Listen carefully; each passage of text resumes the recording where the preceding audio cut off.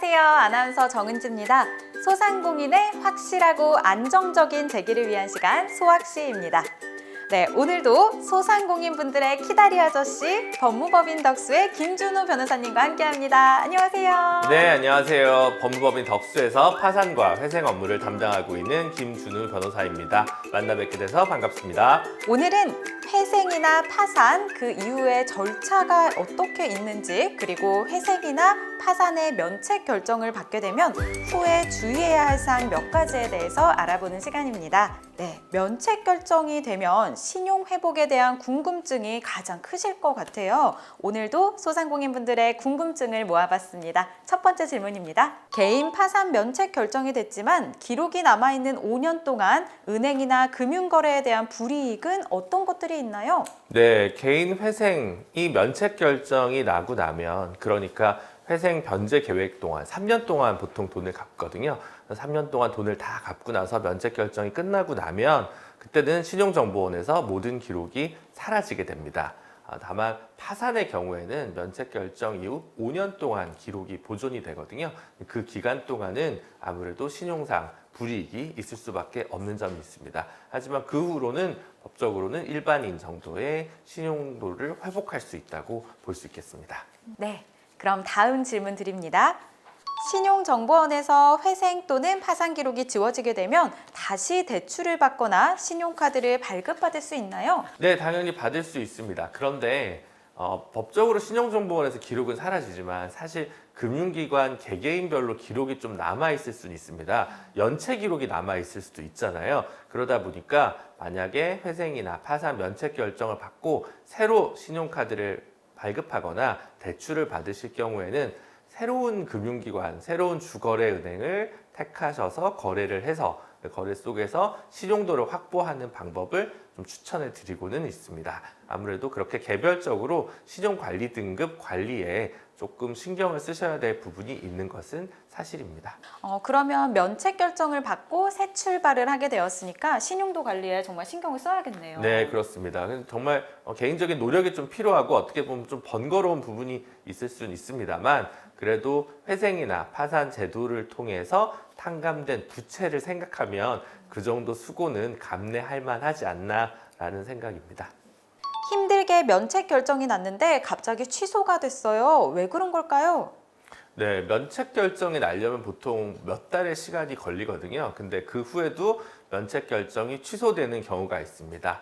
이것은 쉽게 얘기하면 법원을 기망해서 허위로 뭔가 잘못된 일을 걸렸을 때 이제 면책이 취소되는 것이거든요. 대표적인 경우가 부채가 이만큼 많지 않은데 허위로 부풀린다거나 아니면 갖고 있던 재산을 일부 몰래 빼돌린다거나 이런 경우에는 이제 처벌이 되고 당연히 면책 결정도 취소가 됩니다. 대표적인 범죄로 사기 파산죄라고 해서 채무자회생법에 이제 규정이 되어 있는데요. 그러면 이제 10년 이하의 징역이나 1억 원 이하의 벌금에 처해질 수 있습니다. 그렇기 때문에 파산, 회생을 신청할 때 갖고 있는 채권에 대해서 정직하게 법원에 제출하는 것이 맞고요. 간혹 저희 변호사들에게도 허위로 얘기해서 저희까지 뭔가 법원에 의심을 받게 되는 경우가 있을 수 있습니다. 그래서 그런 것들은 괜찮겠지라고 생각하지 마시고 처음부터 변호사와 솔직하게 상담을 해서 법원에 깨끗하고 정직하게 서류를 제출하는 것이 가장 바른 방법이라고 할 수 있겠습니다.